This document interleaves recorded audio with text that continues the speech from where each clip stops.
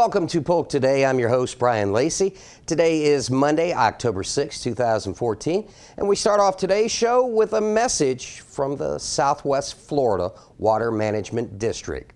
District land managers plan to hold a series of hog hunts on district lands throughout 2014-15 to help reduce the wild hog population. The district allows hogs to be controlled through hunts when the damage they cause is at unacceptable levels. Damage from hogs is occurring more frequently with increasing severity. Phase 1 registration begins today at 9 a.m. and permits will be available for purchase online at hoghunts.watermatters.org. Today is also the first day of Fire Prevention Week. Fire Prevention Week was established to commemorate the Great Chicago Fire, the tragic 1871 blaze that killed more than 250 people, left 100,000 homeless, destroyed more than 17,400 structures, and burned more than 2,000 acres. Polk County Fire Rescue recognizes the spirit of the week, and Public Information Officer Brad Ruman offers up advice on how we can stay safe. There are more than 1.2 million fires in the United States in 2013, resulting in 3,200 deaths and more than $11 billion in property damage. That's why Polk County Fire Rescue, as part of National Fire Prevention Week, is making sure that your family has the best chance of survival. That means having working smoke alarms in the home. The latest National Fire Prevention Association research showed that nearly half of all deaths had no smoke alarm or no working smoke alarm in the home. Here's what your family can do to prevent fire in the home. Install smoke alarms in every bedroom, outside every sleeping area, and on every level of the home. Interconnect the smoke alarms throughout the home. This way, if one sounds, they all do. Test smoke alarms at least monthly, pushing the test button.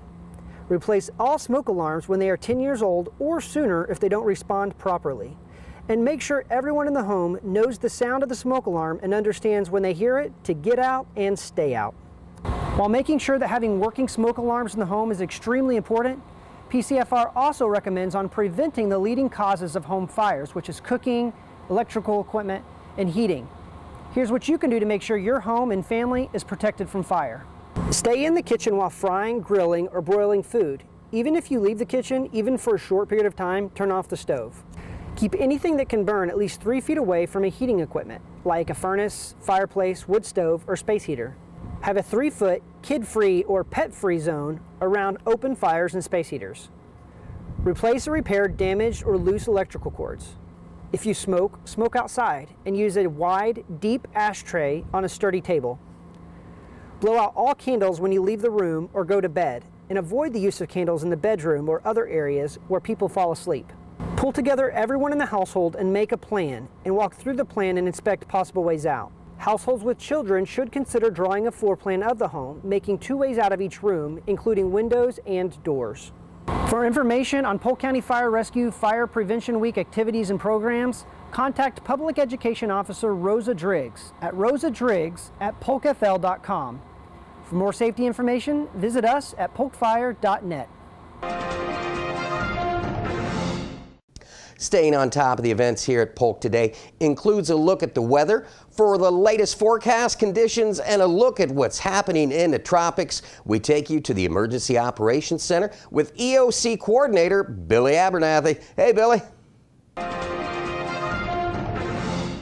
Thanks, Brian. Welcome back, everyone. I'm Bill Abernathy, Polk County Emergency Management, and this is your weather brief for Monday, October 6, 2014. For today, we can expect sunny skies, high of 85, low of 69 with a humidity of 87%. Winds will be from the east-northeast at 5 to 8 miles per hour. No rain in the forecast from today all the way till Friday, where we have a 20% chance of precipitation. And for Tuesday, we can expect partly sunny skies, high of 88, low of 66. Winds will be from the east-southeast at 6 miles per hour. And for Wednesday, we can expect sunny skies again, 89 with a high, low of 67, winds from the north-northeast at 3 to 7 miles per hour. And now for the allergy report. Today's levels are moderate for ragweed, elm, and chenopod's. The pollen levels will drop Tuesday because of the lower humidity and the weaker winds. And now to the tropics. Currently, emergency management is monitoring 2 waves in the middle Atlantic. The first wave, identified with the yellow circle, has strong to moderate convection, and this system is moving west at 10 miles per hour. The second wave, is identified with the white circle, has strong convection associated with this system as it's moving west at 12 miles per hour. No tropical development is expected for the next 5 days in the tropics. I'm Bill Abernathy, Polk County Emergency Management from the Emergency Operations Center. Back to you, Brian. Thanks for the weather, Billy.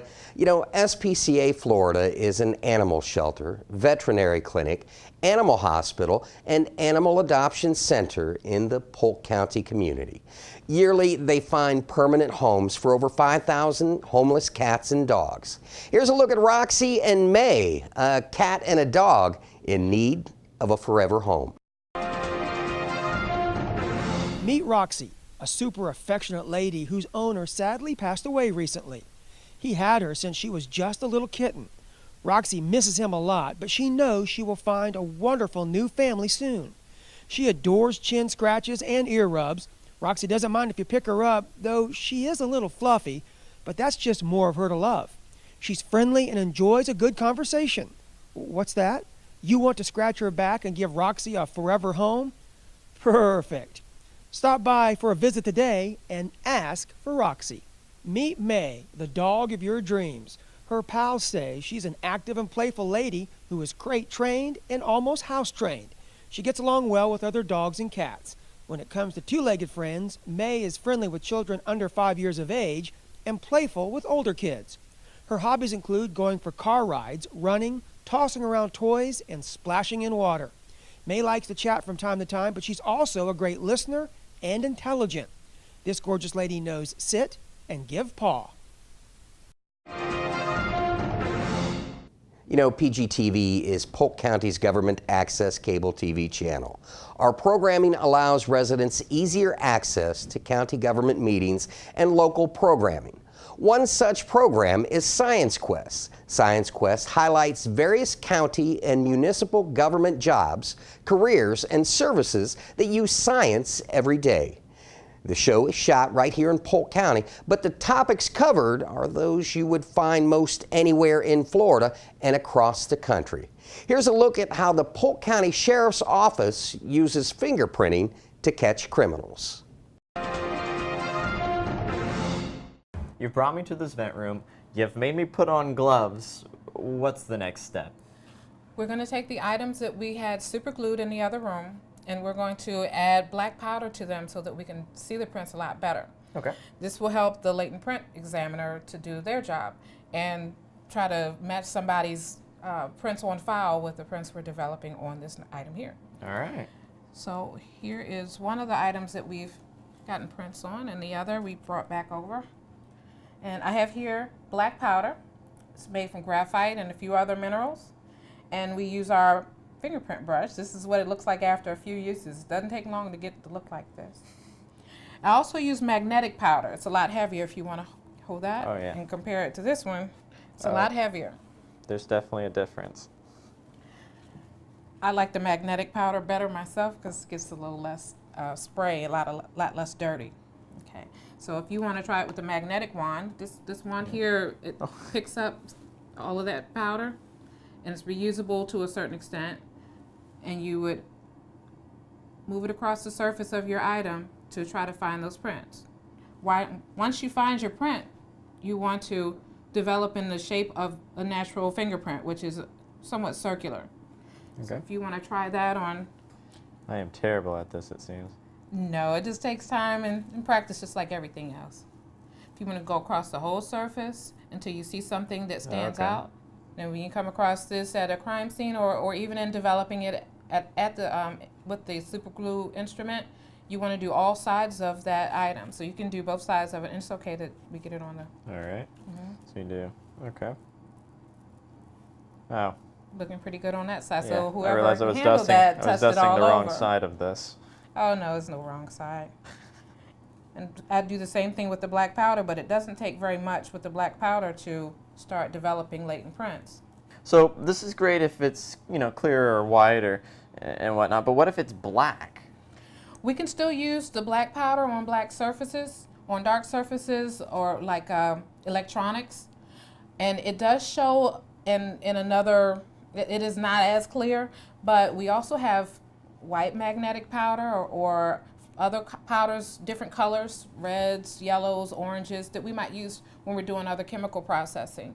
Once we lift that powder, once that impression off with our tape, we're going to put it onto a white surface. So it works out better to have the darker powders when we do the final process. Okay, so we've dusted it, and you mentioned something about taking tape and lifting that off? Correct. After we've made our print as clear as we can with our powders, we want to lift it so that it can be transferred to a latent print card. Okay. And that makes it a little bit easier for the latent print examiner, and we can also photograph it. I'll show you how to lift the print with our tape, and we'll put it onto the white cards. Knock off any excess powders, because that can clutter the actual lift and create a little bit of damage to the print. All right. Once you open up some tape, and you want to do a little bit more than what your surface coverage is. Lay it down on one end and smooth it across where your latent print is. Just slide your finger across. And you want to try to keep as few bubbles in the print as possible, so you can use your fingernail to try to smooth it. Okay. Because once it's covered by the tape, you're not going to damage that print. You're going to lift it from This side? that end, yes.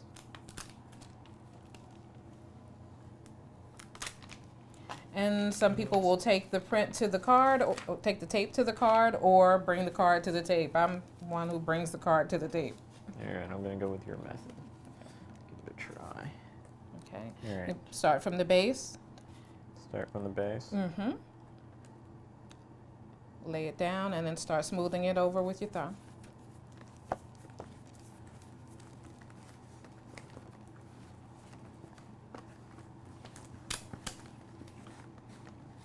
Like so. Looks pretty good.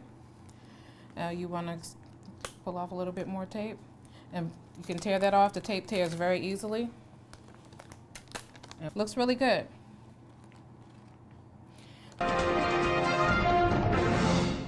Hey, that's going to do it for today's show. As a reminder to keep current with programs or progress in the county, you can visit us online at polk-county.net or follow us on Facebook and Twitter, or even check out the Polk County YouTube channel. I invite you to join us Tuesday when we'll take a look at the Polk County's Most Wanted with Heartland Crime Stoppers, get a health update from Building a Healthier Polk, and feature a clip from the Commissioner's Report. For Polk Today, I'm Brian Lacey, and we'll see you tomorrow.